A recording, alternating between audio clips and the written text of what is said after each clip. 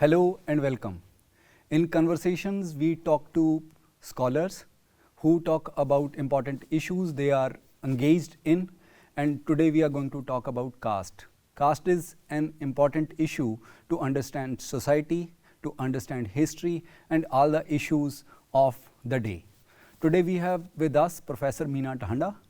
Meena Dhanda went to UK as Commonwealth Scholar, and thereafter she worked with University of Wolverhampton.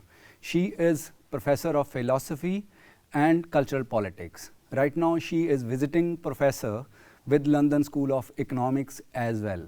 So welcome Professor Meena Dhanda. Thank you, and it's a pleasure to be with you, Daljit, today. Yeah. And I look forward to our conversation. Yeah. So Meena, what made you take interest in the caste as an issue? When I went to do my PhD, which was on personal identity, one concern and the prime example I had in mind was of this so-called untouchable. And I wanted to understand how in political theory, which tries to understand why people are attached to a certain identity, can make sense of this particular identity, which is very complex. That on the one hand you want to assert equality, you want to say that you should not be treated as less than anybody else, and at the same time you want recognition of the particular conditions within which you are losing your sense of dignity. So I wanted to understand the process of becoming a Dalit, from an untouchable to becoming a Dalit. That was my main example. So this was in the 90s, early 90s. I did not have very much access to many writings, especially I must say I was not aware in English of the writings of Dr. B.R. Ambedkar, but at that time I dealt with this question of understanding the identity of the Dalit, but in a very theoretical way. But much later, when I started teaching in Wolverhampton in 1992, gradually when I discuss questions of identity, I realized that there are people in my class, students in my class, who some of them were a little bit awkward also, and sometimes after class I had conversations and I learned that they go through the experience of caste emigration, which they are unable to discuss, unable to talk about. And so very early on, I wrote a research project and I said I really wanted to do a comparative study. So this was taking me a little bit away from philosophy to almost like sociology and doing empirical work. And so in 2007, I had a project, my own project, for which I got some funding, in which I did a comparative study of young people in Wolverhampton and in Punjab. I interviewed people to see how caste is a part of their life, to what extent it is a part of their lives. And I was very surprised to find what I found. People related to me experiences of how their friendships in school had broken down when their friend in class found out about their caste status. Now, it's a very peculiar thing because many young people grow up without any sense of what their caste is. But then in the school playground, they might hear, they might be bullied. Yeah, by using caste slurs. And in India we are not allowed to say those words, but in UK that interaction between children in the playground would often be the first awareness they would have. Then they would go home and ask their parents, why was I called this name? And then the parents will explain to them, this is what it means. And as they grow up, of course, they become more aware. And simultaneously, there's a growth of organizations in the UK which are more self-aware of their struggle for equal dignity. And I slowly became involved in that. So I presented my research to Caste Watch UK in 2008. And so I'll take you a bit back. Yeah. So when you come from India, we understand caste through our everyday experience. Yes. And then you migrate. So once people migrate from one space to another space, the society get reorganized in different ways. Yes. So the location change, the language change, the culture change. So the change happen at multiple level. How do caste become central in a place like UK, where people are migrants. They are not from that space. So how do caste operate over there, and how do it get identified as social issue?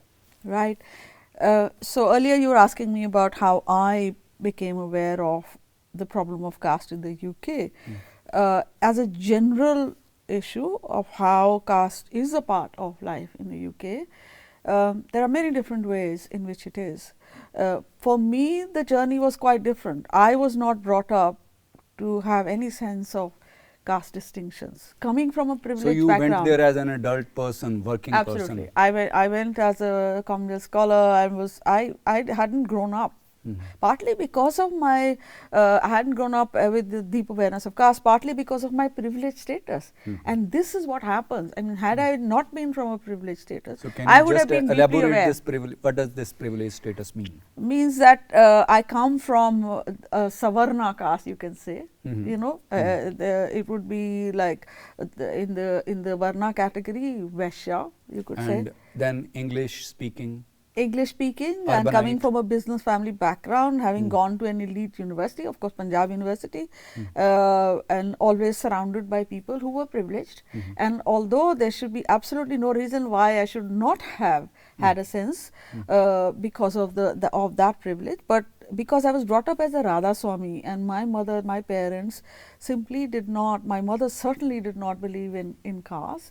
We had absolutely no sense of restrictions of who you can interact with or who you can't, or who can come into the house or not. There were no such restrictions in my house. So that sense of equality was there. Was there already, and I didn't go to temples, and we didn't have any idols in the house. I never worshipped any of the Hindu gods. That wasn't my part of my upbringing. So I already had that. So do you consider this as a privilege? No, the privilege I was talking about was the class privilege. Okay. The class privilege, which is where the fact that your privilege is hidden from yourself. You know, it should not be. Any thinking person, as now when I look back and I say how stupid I was, that I did not actually realize that I was exercising my privilege. This task of being critical of your privilege happened much later. And so it's just something you take for granted. You don't look around you and see how you are depending on the labor of other people, and how caste is a part of that. That the person who's washing your clothes is washing those clothes because of her being of a certain caste. This sense I did not have. I had no sociological sense of how caste is linked to occupational status. I had no idea. And of course, because in the business family that I was surrounded by, there were all kinds of people. There were people who are Banyas, there are people who are Brahmins, there are people who are, you know, various castes. But of course, there was nobody in that class of business family who was from the scheduled caste. There wasn't. But their absence is not something that I had noted. That is what I mean by privilege. And I see that even now amongst the privileged caste, the so-called upper caste in the UK, they will always deny experience or knowledge. There isn't any caste, there isn't any problem, because they don't think about their privilege as privilege, right? And it's only if you interact, as I started doing in the UK through Caste Watch UK and through several other organizations, that I met with and discussed and talked and spent time with people who here we call scheduled caste, but not in the UK. So it is not the experience which you learned. I would like to say that it is not the experience which made you learn about caste. So it is a knowledge which made you learn about class. Yes. Caste. Yes. So, but the experience is, the thing is, it happens once you start seeing things differently. And one very striking thing that happened in the course of my research, I will mention it now, is that somebody wrote a letter to me out of the blue. This was in my second research project in 2010-11. A young engineer who wrote a 3-page letter about his life story, and he explained to me that the so-called caste system, in which you think only the scheduled castes are affected, is not the case, because I am from, he says, I'm a Tarkhan, and he had a relationship with a girl who was from the scheduled caste, and then it all fell apart, and despite their efforts to sit together with parents and to make them agree, gradually all their attempts didn't just work, because when the parents sat together, there were fireworks, and the girl, because she was more pragmatic and reasonable, told him that it's not going to work, and she sort of distanced herself, and shortly afterwards he committed suicide. And he wrote to me the day he committed suicide. He just told me that he wants me to tell his story to the rest of the world, and that experience was quite life changing for me in many ways, that someone's cry for help, and he wanted people to know that caste discrimination is renders the social fabric, it tears the social fabric, and to this extent that people's lives, personal choices, even in a place like UK, he was from Wolverhampton, my city, where I've taught, even in the UK can have that devastating effect on people's lives. I think that for me was quite, it was an experience. So it was an experience I had, but because I got attached to that person who I never met, who I invited to meet, as soon as I got the letter, I told him, please talk to me and I will then tell your story. But I never got the chance, because that very day he killed himself. And I learned 3 months later from his sister. When they opened his laptop, they found a letter he had written to me. So she got in touch with me, and then I got to know a little bit more about the family and about her and what had happened. So this is again not a direct experience, but it is experience nonetheless, that an experience that I can never forget. Likewise, when I heard stories from my students and others, it affected me. If my student tells me that I had a long friendship with a boy in school, and when it came to class 11 and we were leaving school and we had to exchange addresses, he casually asked this girl, what is your caste background? And she told him straight off, I am a Valmiki, and he was a Brahmin. Immediately their faith broke. For me, that is the experience. That was my experience. I could see the sadness in the girl's eyes, the anger also in her eyes, that what kind of friendship was it? That at the point where they were simply going to continue to be friends, it stopped. Because obviously he would have probably had other kind of plans, that he might have wanted to marry her or something, and that he knew wouldn't happen. So when you talk about all these experiences, these are the experiences which are of the students who are going to schools in UK. So I assume that society in UK is comparatively sensitive about the bullying in schools, whether it is the race or any other identity markers. So the schools are quite conscious about that. Yes. So there are affirmative actions in the schools, and they are quite particular about this. So caste emerge as one of those issues? Yes, the difficulty was that because caste wasn't understood, whenever people face such bullying or harassment, it can happen in workplace also. So it can get reported. The reason may It be is different. difficult. The reason may be, in one case it may be race, in the other case it may be caste, the difficulty is or that even the nationality. It's not understood. So if you try to explain to an employer or try to explain to a school teacher that I'm being called this, the aggression can be understood, but what exactly is it? So that is not what understood. I'm trying to understand is, at one level, if there is bullying, the reason may be anything. But if there is a register to record bullying, it will be recorded as bullying. And it is at the second stage that you will start identifying the bullying, that it is the caste in the background. So I'm just trying you to elaborate this. Yes, that's what I'm saying, that people have found that when they've gone to the police, for example, to report a particular case, it hasn't been reported because what exactly it is not understood. That was the reason why organizations like Caste Watch UK and others, Voice of Dalit International, from 2000 onwards have been trying that there should be an understanding of what kind of discrimination, caste discrimination is in workplace, in services, in education, so that when a case comes up of maltreatment, it is understood. That oh, there was a lack of that. I mean, you can compare with other things. For example, discrimination on the basis of homophobia. Until the time that people accepted that this is a possible way of discrimination, or that there is bullying on that basis, it will not be understood. So even though one person is feeling that they are being bullied, the person who is bullying is not going to be treated as a culprit if the judge doesn't know what is the issue. So that's exactly how I think it's a very interesting to compare the experience of casteism with the experience of homophobia. So when it is not understood, it remains hidden, and it's difficult to explain to a third party what exactly it is. So it means there was substantial effort required.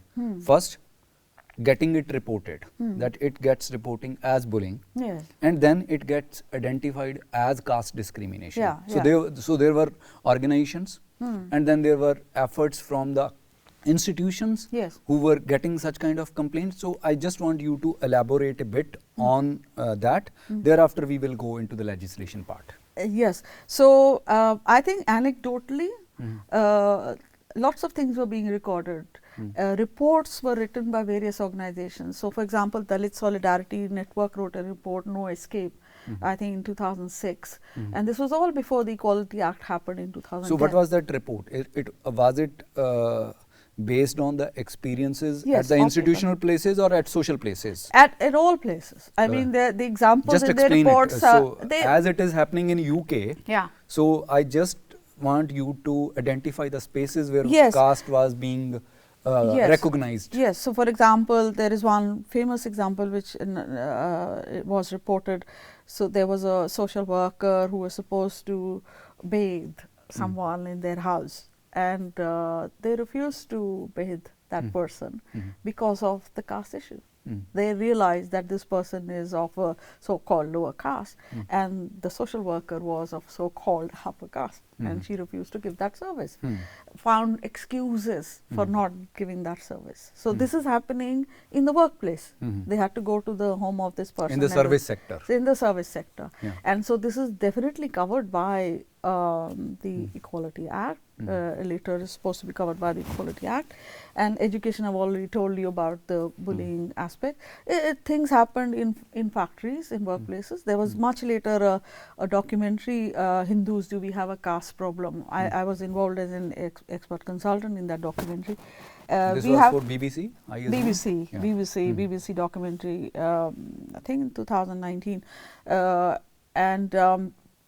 So there was a worker in that who explained how at the building site he was being ill-treated, and he was being called names. But again, the difficulty is that there's lack of recognition of what sort of bullying or discrimination it is. So we've had anecdotal examples. When we did our, I led a project in 2013-14 of the Equality and Human Rights Commission.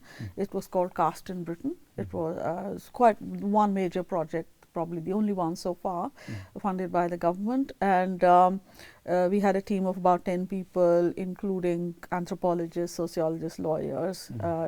And we did a public consultation with organizations, about 60 stakeholder organizations. Vast majority of them participated. They came, and we had about 50 experts from whom we took opinion about what is their understanding of caste. There were some differences of opinion in the experts also of how salient it is and whether or not you can really talk about caste discrimination in the UK. Among stakeholder organizations also there was a huge division. But what's really interesting, on the day we had the stakeholders meeting, the whole day workshop, with when people were sitting face to face. So on one hand there were these people who are claiming that we have experienced discrimination. They were giving examples of when it happened, what happened. On the other side were the privileged upper caste, so-called upper caste people, who were denying that there is no such thing in the UK. But when they hear a story face to face, you can't then say that this person is lying, because you can see that they are speaking the truth. Mhm. So what they did after the stakeholder workshop, like various organizations, Hindu Forum of Britain and so on, what they said was, we can see that there are pockets of discrimination. Okay. What does pocket mean? They said pockets of discrimination, which means there may be odd cases here and there, but it's not really a problem, because they wanted, again, So to it means there are isolated cases, Yeah. not a trend or phenomenon. Yes. So that this has been the view of those who want to exclude the mention of caste from the Equality Act. I mean, we come to the legislation part, I can tell you the history of that. But this has always been the case, that there aren't that many, or there are just few. But again, you can apply this to many other things. So say the question of rape in marriage. Mhm. The moment you talk about it, or it wasn't considered rape in marriage until the time that the law changed. Before that, it wasn't. It was a woman was supposed to be accessible to a man at any time. Okay. So I just want you to explain another point, which is once it gets recognized in institutions, whether it is workspaces or educational institutions, and then the discussion about social spaces, as you talked about the services sector, and at religious places you talked about the role of caste in matrimony as well. So once the discussion is open and wide, what kind of solidarity emerged out of it? Was there some kind of solidarity, or there were new people coming in and saying that yes, we couldn't realize or recognize it earlier, now it is there, so we need to recognize it and do something about it? So I'm asking this question at cultural and social level. Sure, sure. So I think the process of trying to get caste included in the legislation is also a process where the awareness of caste has spread to areas or amongst people who were previously unaware of it, through seminars, through discussions, through actually the reports that were produced over the period of time. So some reports had already existed, as I mentioned, DSN in 2006, but nobody actually had read it. But when there were public discussions, there were TV debates also on this question. Breaking the Silence was an early one, a BBC TV discussion. Then there was Brit Asia, there was a famous singer, he led the discussion. Gradually, more and more people were talking about it.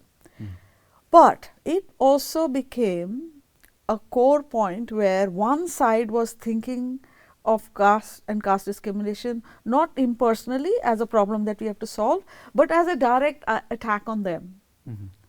And they didn't want some discussions, and I would include Hindus and Sikhs also. And initially, some of the Sikh organizations felt this was an attack, because some examples of gurdwaras came up, of people feeling that they are there is discrimination, and in early times there was resistance to talking about it publicly.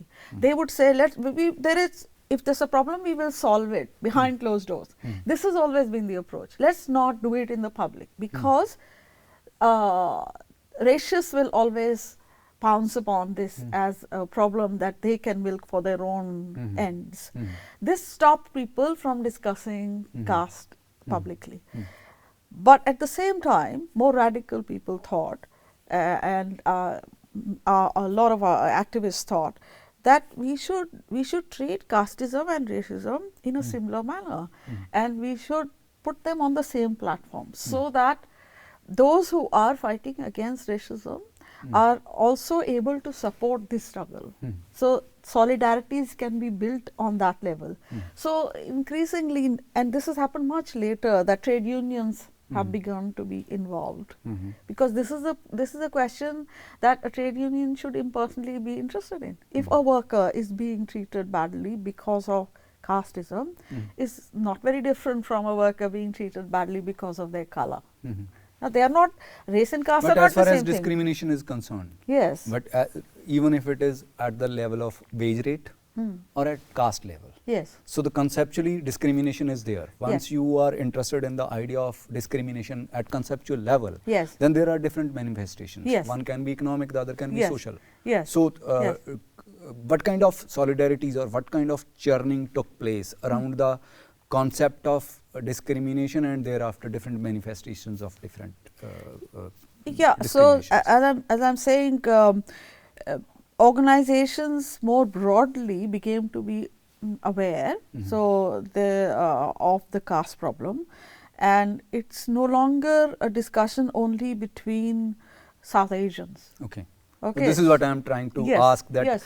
How outside people who don't have the direct experience. Yes. Yeah. Partly also because the process of legislation had to go through the parliament, and so many of the MPs who were involved in arguing for or against adding caste to the legislation are non-Asians.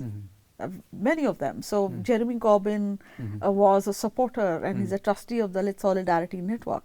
He was a supporter. So people who follow Jeremy Corbyn, they will be in trade unions and other places, would become aware of this as a problem. It means different kind of experiences Yes.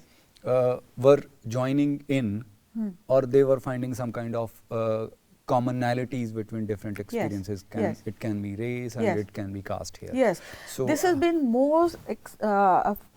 more pronounced in the USA. So when the discussion in the USA has recently happened in the last few years, there was a famous case of Cisco. Cisco is this big company in which 2 employees of Cisco had claimed that there were discrimination against them in promotions and so on. And when that case happened, a number of organizations have supported the employees.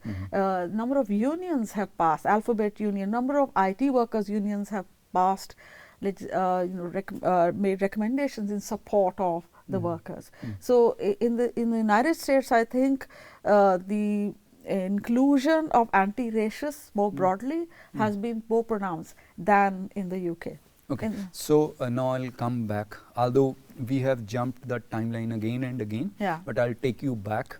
So at what moment caste emerged as an issue that there need to be a legal addressal to the system in UK?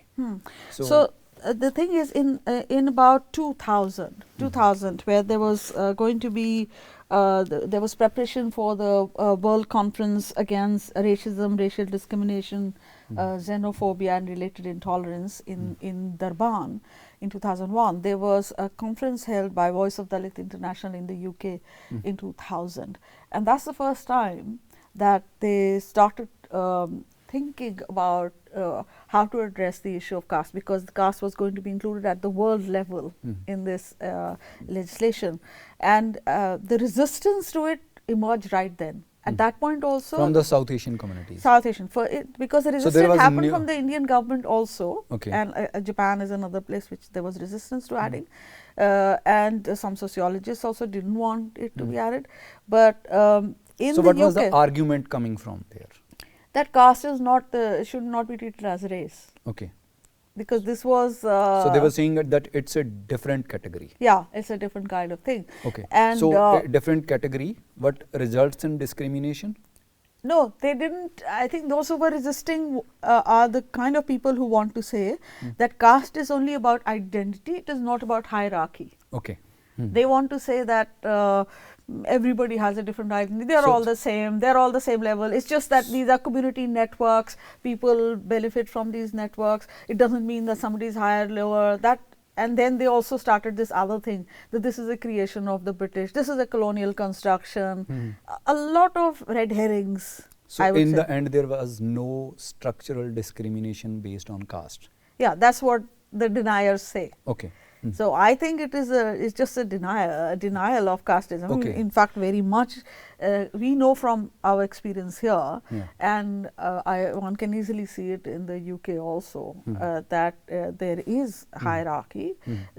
People pass, sometimes they don't want to say what caste they are, and then maybe they don't experience it. But the moment it comes out that they are of a so-called lower caste, or they are made to state of what caste they are, immediately then it begins to affect. Like the Cisco cases, that's the case. That people are saying that it's because of their caste that they were stopped from getting promotions and so on. So in that context, caste became a legal issue in UK? The struggle to have caste added to the Equality Act it started. In 2000, earlier there were different strands. Discrimination was dealt with by many different legislation. Gender, there was separate one, race, there was a separate one. In 2010, there was one big Equality Act 2010 came into being. Before that, a single Equality Act. At that point, when everything was being collected together as to remove discrimination on the basis of everything, there were protected characteristics. Okay, there are sort of 9 protected characteristics. That time, the attempt was they wanted caste to be also added as a protected characteristic, which means that a discrimination on the basis of caste will be addressed by this law. And that was the attempt, but it didn't get added. At that point, the compromise was the decision was that it may be added at a later stage. Okay, so that happened in 2010. So the word caste did become a part of the legislation, but it was still something that had to be added. Then in 2013, there was an occasion where a new bill came, Enterprise Regulatory Reform Act, for something else, and in the House of Lords, the attempt was made to bring back this issue that the possibility of adding caste now, add it now, okay.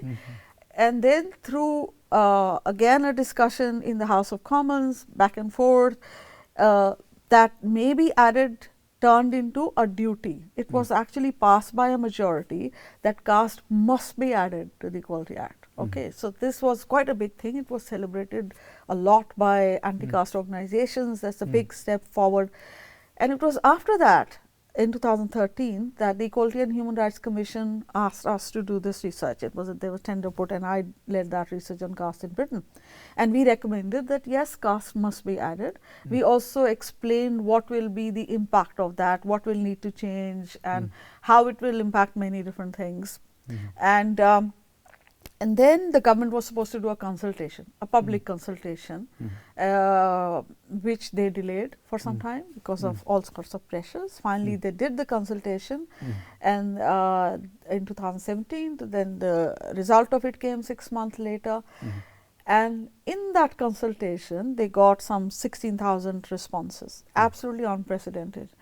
And that was because both sides, and I would say more the anti-legislation side, was very, very active, going from gurdwaras to temples to argue that this will be a bad thing, you know, we should not add caste to the legislation. At the same time also suggesting, oh, it is already covered, because there was by this time another case, a famous case, Turkey versus Chandok, in which a domestic worker had been ill-treated, and she was awarded 184,000 by the court. And so people started saying, the minister started saying, this is already taken care of. The provision is already there. Yeah, is already provision there, you don't need to add anything. And after that public consultation, they decided they were going to repeal the duty to add caste. The government announced in 2018 that we will repeal the duty to add caste. This was a big blow. But it hasn't yet been repealed, because in order to repeal the duty, they have to again pass the primary legislation, because it was through primary legislation that the duty to add caste had come in. That is 2018 they announced, it's 2024, it's still sitting there, the duty to add caste, and it hasn't been repealed. So we'll see where it goes. You know, we don't know, it's not the end of the journey so far, it's still in process, and it really depends upon who are the MPs who are in charge, and whether or not this discussion will come back to the forefront. At the moment it's not. There are many other things that are occupying people's minds rather than this particular legislation. So, Professor Meena Dhanda, thank you very much for taking us through the journey of caste discrimination in UK, right from the institutional places to the law, as the whole debate is panning out. Thank you very much. Thank you so much, Daljit, for having me, and I really look forward to an opportunity maybe to talk again about the complex ways in which not only the law has changed, but people have changed. I certainly have changed as a part of being involved in this long process. I look forward for another opportunity for that. Thank you very much. So with this, we thank Professor Meena Dhanda for taking us through the journey of a law which starts with the caste discrimination being recognized in UK, and thereafter building different kind of solidarities and then turning into a law. Thank you very much for joining us.